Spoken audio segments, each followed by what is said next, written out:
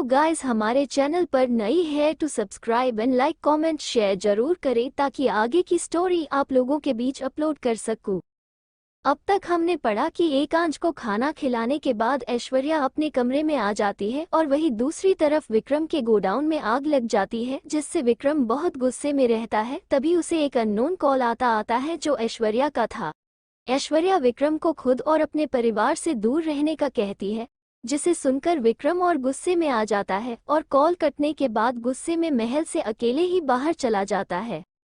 अब आगे जयपुर में राज पैलेस। ऐश्वर्या अपने कमरे की बालकनी के पास खड़ी थी। विक्रम से बात करने के बाद उसके चेहरे पर डेविल स्माइल थी। वो अपने मोबाइल में देखते हुए अपने आप से कहती है, विक्रम चौहान, तुमने मेरे ऊपर हमला करवाकर बहुत बड़ी गलती कर दी। अब देखोगे तुम कि ये ऐश्वर्या का गुस्सा कैसा है।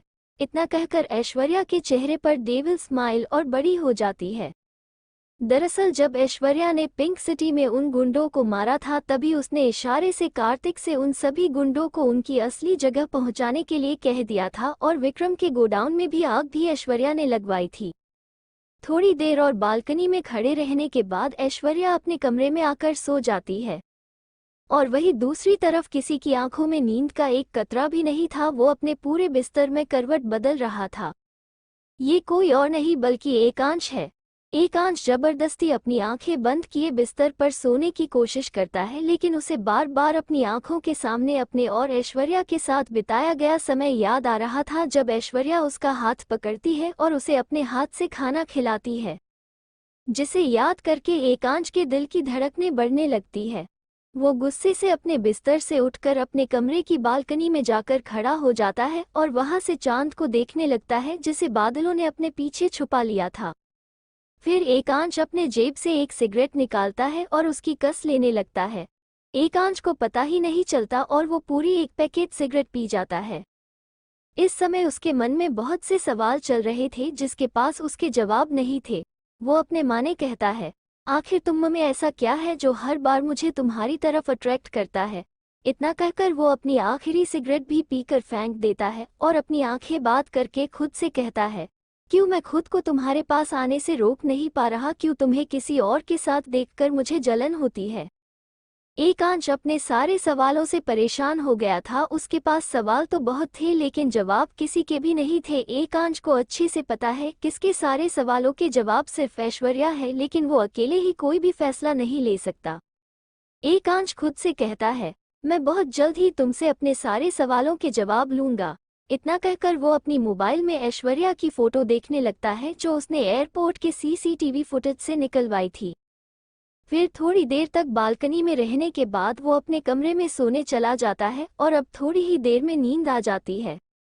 दूसरी तरफ जोधपुर में विक्रम गुस्से में अपनी कार लेकर अकेले ही महल से कहीं निकल जाता है। विक्रम इस समय बहुत गुस्से में था। उसकी कार स्पीड 100 क्रॉस कर चुकी थी। थोड़ी ही देर में विक्रम की कार एक सुनसान सड़क के किनारे बनी एक छोटी सी फैक्ट्री के सामने आकर रुकती है, जो शायद बहुत दिनों से बंद पड़ी थी और उस रास्ते पर बहुत ही कम लोगों का आना जाना था। विक्रम अपनी कार से उतरकर गुस्से में सीधे उस फैक्ट्री के अंदर चला जाता है, जहां कुछ गुंडे अपना सर झुकाए हुए खड़े थे, जिनकी आंखों में डर साफ दिख रहा था। विक्रम उनके सामने जाकर खड़ा हो जाता है और उसने अपने हाथ में एक गन ली थी, जिसे देखकर सभी डर रहे थे। तभी उनमें से एक गुंडा विक्रम के पैरों में गिरकर माफी मांगते हुए कहता है, बॉस प्लीज इस बार माफ कर दो, अगली बार हम जरूर उसे मार देंगे। लेकिन विक्रम उसकी एक बात नहीं सुनता और उसे वहीं पर गोली मार देता है, जिससे उसकी मौत हो जाती है, जिसे देखकर वहां खड़े सभी गुंडों के पसीने छूट जाते हैं और सभी डरते हुए अपने मन में भगवान से अपनी जान बचाने की प्रार्थना करने लगते हैं। उसे मारने के बाद विक्रम गुस्से में बाकी के गुंडों की तरफ देखते हुए गुस्से में चिल्लाकर कहता है, मैं तुम सबको एक मौका और दे रहा हूँ, अगर इस बार तुमसे कोई भी गलती हुई तो तुम्हें मारा कर तुम्हारी लाशों को कुत्तों को खिला दूंगा। इतना कहकर विक्रम गुस्से से वहां से बिना कुछ सुने चला जाता है। विक्रम के चले जाने के बाद वहां सभी में जान आती है और तभी एक गुंडा कहता है, अबे ये आज बॉस को क्या हुआ, इतना भड़के हुए क्यों है सब पर। जिस पर दूसरा गुंडा वही में रखी दारू के बोतल उठाकर सभी से कहता है, अबे हमें इससे क्या, चुपचाप खाओ पियो और ऐश करो बास। इतना कहकर वो शराब पीने लगता है और उसके साथ सभी गुंडे। उन्हें तो अपने साथी के मरने का भी गम नहीं था। वही विक्रम जैसे ही फैक्ट्री से बाहर निकलता है, अपनी कार में बैठकर वहां से कहीं चला जाता है। अब कार चलाते समय इसके चेहरे पर शैतानी मुस्कुराहट थी, जिसे देखकर लग रहा था वो फिर से कुछ बड़ा सोच रहा है। अगली सुबह जयपुर में राज पैलेस। आज महल में सभी बहुत खुश थे क्योंकि आज से ऐश्वर्या अपना फैमिली बिजनेस संभालने वाली है। ऐश्वर्या सुबह से नहाकर मंदिर में पूजा करती है और पूरे परिवार को आरती देकर सभी का आशीर्वाद लेती है। तब तक एकांश भी नीचे हॉल में आ जाता है। ऐश्वर्या जैसे ही एकांश को आरती देने जाती है, उससे पहले ही देव उससे आरती की थाल ले लेता है और फूला को देते हुए कहता है, अब बाकियों को आरती फूला दे देगी, आप अभी हमारे साथ चलिए। इतना कहकर देव ऐश्वर्या को खींचकर अपने साथ वहां से ले जाता है और हमारा एकांश बस गुस्से और जलन भरी नजरों से देव को देखता रह जाता है। एकांश गुस्से में देव को देखकर अपने मन में कहता है, इसका कुछ तो करना पड़ेगा। इतना कहकर एकांश भी उनके पीछे पीछे चला जाता है। देव ऐश्वर्या का हाथ पकड़कर उसे ले जाता है और ऐश्वर्या बस देव की हरकतें देखकर हंस रही थी। तभी ऐश्वर्या देव से पूछती है, देव आप हमें कहाँ लेकर जा रहे हैं? लेकिन देव उसकी बात का कोई जवाब नहीं देता और ऐश्वर्या को ले जाकर सीधे डाइनिंग टेबल पर बैठा देता है। ऐश्वर्या बस कंफ्यूज होकर देव को देख रही थी। तभी देव अपनी ताली बजाकर किसी को इशारा करता है। इशारा पाते ही किचन से हर्षित, कार्तिक और हर्षिता तीनों हो अपने हाथ में अलग अलग डिश लेकर ऐश्वर्या के सामने खड़े थे। उन तीनों ने अपने गले में एप्रेन पहन रखा था, जिसमें तीनों ही बहुत क्यूट लग रहे थे और कार्तिक और हर्षित तो पूरे जोकर बन गए थे क्योंकि दोनों के बाल फैल गए थे और उनके चेहरे पर आता लगा हुआ था, जिसे देखकर ऐश्वर्या हंसते हुए उनसे कहती है, ये आप सभी ने अपना क्या हुलिया बना रखा है? जिस पर देव खुद की तारीफ करते हुए कहता है, ये सब आपके लिए है, स्पेशली हमने इन्हें आइडिया दिया था खाना बनाने का। जब तीनों सुनते हैं कि सारा क्रेडिट देव अकेले ही लेने की कोशिश कर रहा है तो हर्षिता चिढ़कर देव से कहती है, ओ हेलो मिस्टर फैकू, अपनी न बड़ी बड़ी बातें फेंकना बंद करो समझे। इतना कहकर ऐश्वर्या के सामने डिश को रखते हुए कहती है, ये सभी हमने हर्षित जी और स्पेशली कार्तिक भैया ने मिलकर आपके लिए बनाया है, आप खाकर बताइए ना कैसा बना है। ऐश्वर्या सभी की तरफ कंफ्यूज होकर देखती और पूछती है, ये सब क्या है?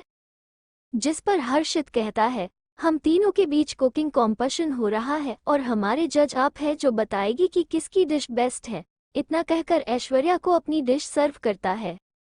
लेकिन जब एकांश सुनता है कि कार्तिक ने ये ऐश्वर्या के लिए किया है तो ये सुनकर उसे बहुत गुस्सा आता है और वो गुस्से में अपनी मुट्ठी कस लेता है और अपने मन में कहता है, प्रिंसेस के इस चमचे का कुछ तो करना पड़ेगा वरना कहीं ये प्रिंसेस और ये।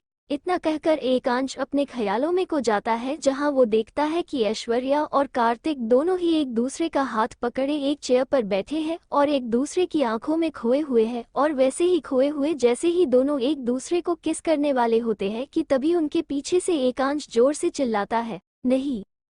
एकांश ये सब इमेजिन कर रहा था। दरअसल एकांश को भी नहीं पता कि ऐश्वर्या और कार्तिक दोनों ही एक दूसरे को भाई बहन मानते हैं। एकांश जैसे ही चिल्लाता है वो अपने ख्यालों से बाहर आ जाता है और तुरंत ही ऐश्वर्या और कार्तिक की तरफ गुस्से से देखने लगता है, जैसे अभी कार्तिक को कच्चा चबा जाए। लेकिन तभी एकांश नोटिस करता है कि सभी उसे घूर कर देख रहे हैं। एकांश अभी ये सोच ही रहा था कि तभी देव जाकर एकांश की फिक्र करते हुए उससे पूछता है, बड़े भैया क्या हुआ आपको, आप इतनी जोर से चिल्लाए क्यों? एकांश इतनी जोर से चिल्लाया था कि वहां के सभी लोग उसकी चीख से थोड़ी देर के लिए घबरा गए थे, जिस पर एकांश को कुछ भी समझ नहीं आता कि वो सबके सामने क्या कहे। वो चुपचाप खड़ा रहता है। तभी ऐश्वर्या एकांश से पूछती है, एकांश जी क्या हुआ, आप ठीक तो है न? जिस पर एकांश बिना किसी एक्सप्रेशन के कार्तिक की तरफ अपनी पैनी नजरों से देखकर कहता है, जी हम बिल्कुल ठीक है।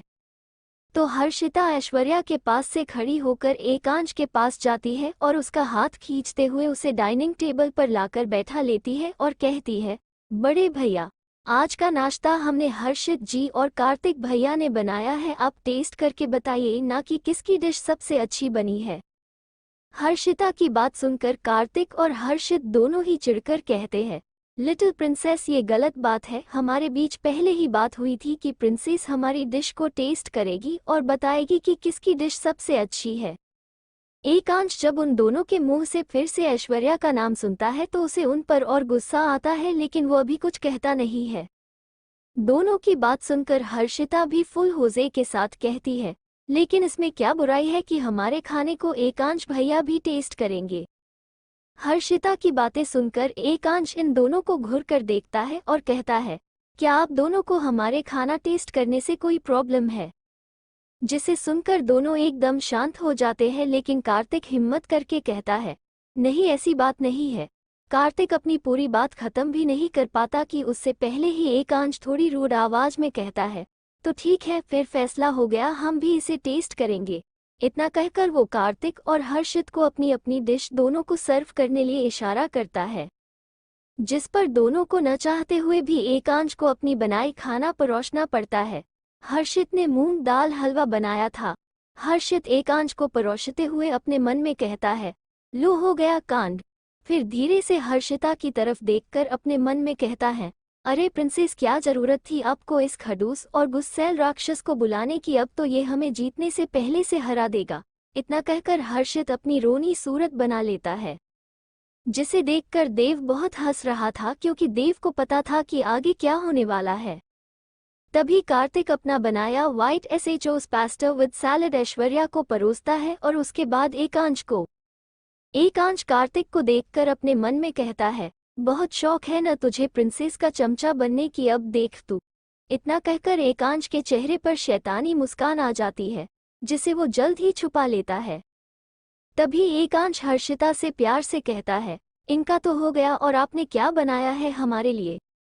एकांश की बात सुनकर हर्षिता मुस्कुराते हुए कहती है, दीदी का फेवरेट गाजर का हलवा और कलाकंद, और आपकी फेवरेट खीर। इतना कहकर वो दोनों को परोसने लगती है, और एकांश और ऐश्वर्या दोनों हर्षिता की बात सुनकर इमोशनल हो जाते हैं। ऐश्वर्या प्यार से हर्षिता से पूछती है, आपको किसने बताया कि हमें गाजर का हलवा बहुत पसंद है? जिस पर हर्षिता मुस्कुराते हुए कहती है, वो बाबा ने हमें बताया थी कि जब आप बहुत ज्यादा खुश होती हो या दुखी, आप गाजर का हलवा ही खाती हो। जिस पर ऐश्वर्या प्यार से हर्षिता को गले लगा लेती है, तो हर्षिता खुद को ऐश्वर्या को छुड़ाते हुए कहती है, अरे आप तो अभी से इमोशनल हो गई, वो सब छोड़िए, आप पहले टेस्ट करके बताइए न कि ये सब कैसा बना है। तो ऐश्वर्या वापस से टेबल पर बैठा जाती है और खाना कहने लगती है, और एकांश बड़े प्यार से उसे देख रहा था।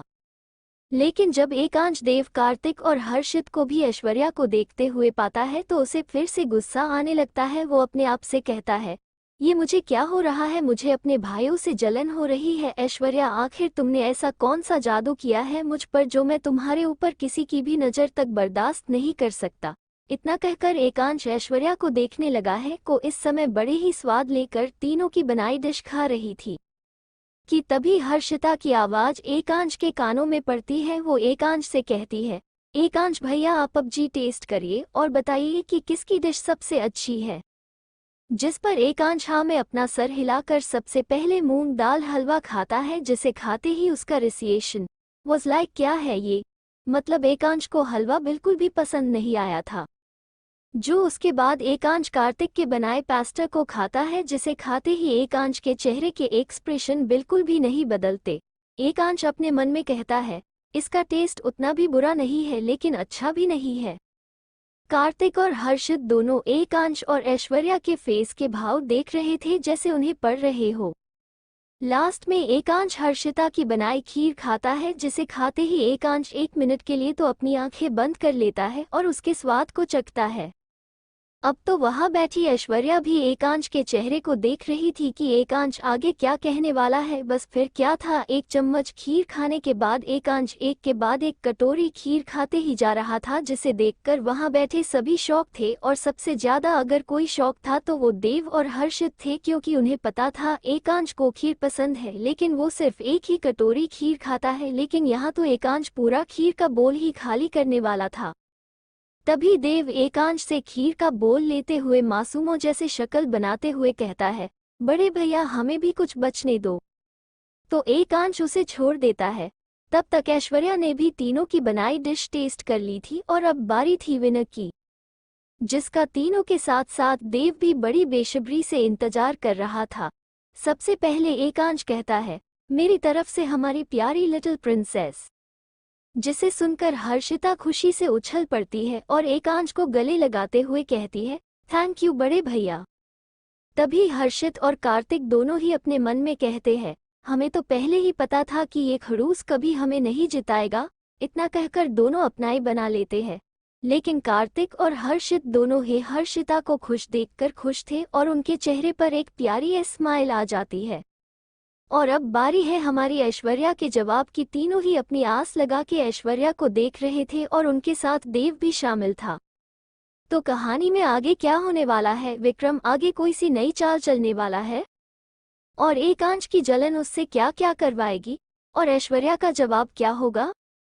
आगे की कहानी जानने के लिए पढ़ते रहे मेरे साथ। हेलो फ्रेंड्स, अब तक हमने पढ़ा कि कार्तिक, हर्षित और हर्षिता तीनों ही अपनी बनाई डिश ऐश्वर्या और एकांश को लाकर टेस्ट करवाते हैं, जिसमें एकांश को सबसे अच्छी हर्षिता की बनाई खीर लगती है और वो उसे अपना वोट देता है और ऐश्वर्या भी तीनों का बनाया खाना टेस्ट करती है। तीनों ही बड़ी एग्जामोन के साथ ऐश्वर्या को देख रहे थे। अब आगे जैसे ही ऐश्वर्या अपनी प्लेट खाना खत्म करती है कि तभी तीनों एक साथ एक्साइटेड होकर कहते हैं, किसकी डिश सबसे अच्छी थी?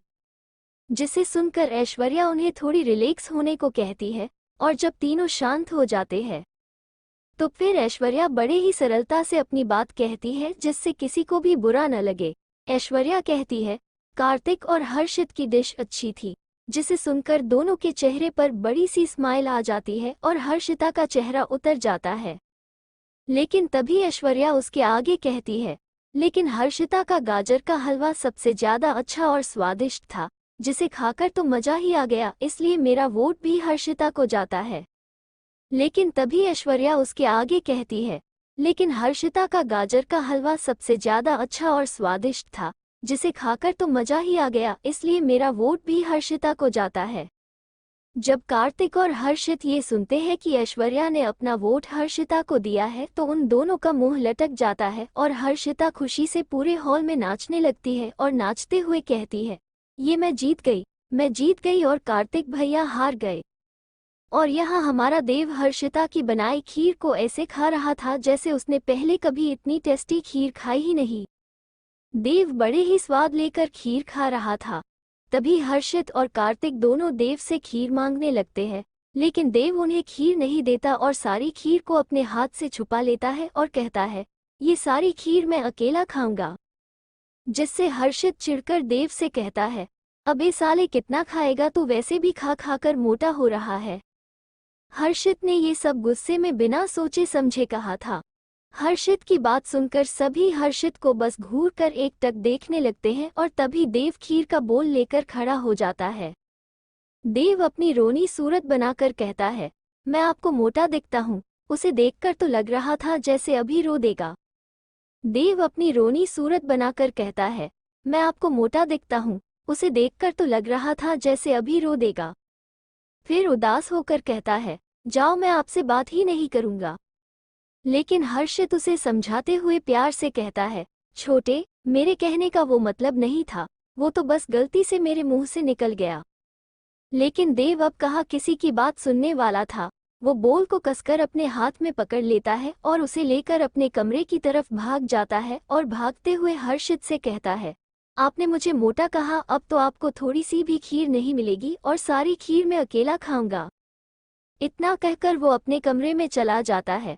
तभी उसके पीछे पीछे कार्तिक भी भागते हुए जाता है और कहता है, अरे भाई, तुम्हारी दुश्मनी हर्षित से है, कम से कम मुझे तो खीर खाने दो। इतना कहकर वो भी देव के पीछे पीछे चला जाता है। और यहाँ हमारा बेचारा हर्षित अपना मुंह लटका कर खड़ा उन दोनों को जाते हुए देखता रहता है और गुस्से में अपने मन में कहता है, तुम दोनों को छोड़ूंगा नहीं, मेरी प्रिंसेस की बनाई खीर मुझे ही नहीं खाने दी। हर्षित अभी उदास खड़ा ही था कि तभी हर्षिता उसके पास आकर उसके कंधे में हाथ रखती है और प्यार से उसे कहती है, आप चिंता मत कीजिए हर्षित जी, हम आपके लिए दोबारा खीर बना लाते हैं। हर्षित अभी उदास खड़ा ही था कि तभी हर्षिता उसके पास आकर उसके कंधे में हाथ रखती है और प्यार से उसे कहती है, आप चिंता मत कीजिए हर्षित जी, हम आपके लिए दोबारा खीर बना लाते हैं। हर्षिता की बात सुनकर हर्षित के चेहरे पर चमक आ जाती है और वो जल्दी से हर्षिता को गले लगाकर कहता है, थैंक यू सो मच। हर्षित इतना खुश था कि उसे होश ही नहीं था उसने अभी क्या किया। हर्षित के अचानक हक करने से हर्षिता का दिल जोर से धड़कने लगा था और वो बर्फ सी जमी खड़ी थी। हर्षित बस हर्षिता को ऐसे ही हमेशा के लिए गले लगाकर रहना चाहता था। वो इस समय अपने सपनों में था जहां उसकी और हर्षिता की शादी हो रही है। तभी उसका ध्यान ऐश्वर्या की आवाज से टूटता है। ऐश्वर्या दोनों को देखकर मन ही मन हंस रही थी, लेकिन वो अपनी हंसी को छुपाकर कहती है, राजकुमार हर्षित, ये सब क्या है? ऐश्वर्या की आवाज सुनकर वो अपने होश में आता है और हर्षिता से दूर हो जाता है। इस समय दोनों ही बहुत ऑकवर्ड फील कर रहे थे, दोनों की धड़कनें बढ़ने लगती है। शर्म के कारण तो हर्षिता के गाल भी लाल हो गए थे, इसलिए हर्षिता बिना कुछ कहे वहां से सीधे किचन में भाग जाती है। शर्म के कारण तो हर्षिता के गाल भी लाल हो गए थे, इसलिए हर्षिता बिना कुछ कहे वहां से सीधे किचन में भाग जाती है। और हर्षित और जाते हुए बस देखता रह जाता है। वो सब वही खड़े बात कर ही रहे थे कि तभी दरवाजे से अंदर आते हुए संध्या जी प्यार से उनसे पूछती है, अरे बच्चों, आप सब यहाँ क्या कर रहे हैं? आपको तो अभी अपने ऑफिस में होना चाहिए था। जिस पर ऐश्वर्या अपनी माँ के पास जाकर उन्हें प्यार से गले लगा लेती है और कहती है, वो कुछ नहीं माँ, बस अभी ऑफिस के लिए निकल ही रहे हैं। जिस पर संध्या जी पूछती है, और बाकी के बच्चे कहाँ गए? जिस पर एकांश उन्हें बताता है कि सभी अपने कमरे में है। और उसके बाद संध्या जी से पूछता है, वैसे काकी सा आप सुबह सुबह कहाँ से आ रही है? संध्या जी कुछ बोलती उससे पहले ही जय जी अंदर आते हुए कहते हैं, वो हम दोनों गुरुजी के मठ गए थे, बस इसलिए हम आने में थोड़े टाइम लग गया। तो ऐश्वर्या कंफ्यूज होकर पूछती है, कौन से गुरुजी? तो ऐश्वर्या कंफ्यूज होकर पूछती है, कौन से गुरुजी? तो राजा जय जी हंसते हुए कहते हैं, आप अभी उनसे नहीं मिली है, लेकिन जल्द ही हम आपको उनसे मिलवाएंगे। फिर कहते हैं, अरे अब चलिए, हमें ऑफिस भी तो जाना है न। फिर खुश होकर कहते हैं, आज हमारी प्रिंसेस का ऑफिस में पहला दिन है, इसलिए हम आज के दिन लेट नहीं होना चाहते। जिस पर ऐश्वर्या सिर्फ मुस्कुरा देती है। तभी जय जी एकांश से कहते हैं, एकांश आप दोनों भी हमारे साथ ऑफिस चले। जिस पर एकांश भी किसी एक्सप्रेशन के हाँ में अपना सर हिला देता है। लेकिन हर्षित बहाना बनाकर कहता है, काका सा, हम वहाँ क्या करेंगे? वैसे भी इन सब ऑफिस के काम से हम बोर हो जाते हैं। हर्षित की बात सुनकर जय जी मुस्कुराते हुए कहते हैं, ठीक है, फिर आपकी जैसी मर्जी। दरअसल हर्षित हर्षिता के कारण ऑफिस नहीं जा रहा था, क्योंकि अगर वो ऑफिस चला गया तो वो वहाँ हर्षिता को मिस करेगा और उसका किसी काम में मन भी नहीं लगेगा। फिर जय जी एकांश और ऐश्वर्या वहाँ से ऑफिस जाने लगता है। एकांश आज बहुत खुश था क्योंकि आज वो ऐश्वर्या के साथ टाइम स्पेंड कर सकता था। एकांश खुश होकर अपने मन में कहता है, चलो कम से कम वहाँ तो हम दोनों साथ होंगे। इतना कहकर वो चोर नजरों से ऐश्वर्या को देखता है। वो सभी जैसे ही महल के दरवाजे से बाहर निकलने वाले होते हैं कि तभी उन्हें अपने पीछे से किसी की आवाज आती है। जब तीनों पलटकर देखते हैं तो उनके पीछे कार्तिक तैयार होकर खड़ा था, जिसे देखकर एकांश की भौहें तन जाती है और वो घूरकर कार्तिक को देखने लगता है। तभी कार्तिक जय जी से कहता है, राजा सा, अगर आप बुरा न माने तो क्या हम भी आप सभी के साथ ऑफिस चले? कार्तिक की बात सुनकर एकांश अपनी रूड आवाज में कहता है, आप वहां जाकर क्या करेंगे? जिस पर कार्तिक मुस्कुराकर एकांश को जवाब देता है, हम वैसे ही महल में बोर हो रहे हैं, कम से कम ऑफिस में ऐश्वर्या की हेल्प कर देंगे। जिस पर कार्तिक मुस्कुराकर एकांश को जवाब देता है, हम वैसे ही महल में बोर हो रहे हैं, कम से कम ऑफिस में ऐश्वर्या की हेल्प कर देंगे। कार्तिक के मुंह से ऐश्वर्या का नाम सुनकर एकांश को बहुत गुस्सा आता है और वो गुस्से में अपनी मुट्ठी कस लेता है, लेकिन कुछ कहता नहीं है। जिस पर जय जी मुस्कुराकर कार्तिक से कहते हैं, अरे ये भी कोई पूछने वाली बात है, आप जरूर हमारे साथ आ सकते हैं। जिस पर कार्तिक भी मुस्कुरा देता है और जय जी और ऐश्वर्या के साथ वहां से चला जाता है और एकांश गुस्से और जलन में उन्हें जाते हुए देखता रहता है। फिर वो भी उनके पीछे चला जाता है। तो आगे की कहानी में क्या होने वाला है? ऐश्वर्या का ऑफिस का पहला दिन कैसा रहेगा और एकांश की जलन उससे क्या करवाएगी?